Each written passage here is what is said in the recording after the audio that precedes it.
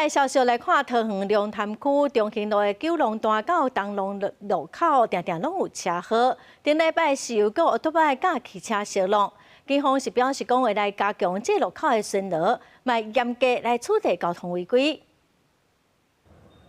奥拜受到强烈的冲撞了后，规架车害甲不加严重。事故发生伫12迄天7点45分左右，一架运输的自小汽车经过龙潭区沿中兴路九龙段倒滑东龙街的时阵，煞和对向直行的重机相撞，发生事故，造成机车骑士脚部有受伤的情形，所幸生命无大碍。双方经酒测值均为0。判起机车搁停伫路边，加载机车骑士无性命的危险。根据警方的统计，龙潭区中兴路九龙段到东龙街口，今年以来总共发生2件有人受伤 A2 报案的车祸，也有2件车辆载物受损 A3 的车祸。当地民众认为台专区设置的所在无属实，是车祸发生的主因。应该1个多月会撞一次。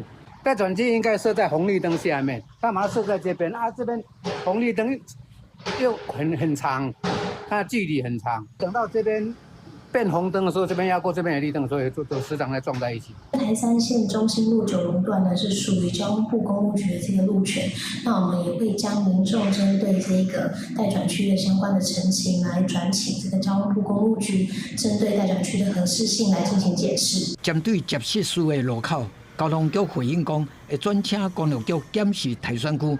警方嘛表示讲，会持续加强这个路口的巡逻次数，严厉处理交通违规案件，防止交通事故发生。记者综合报道。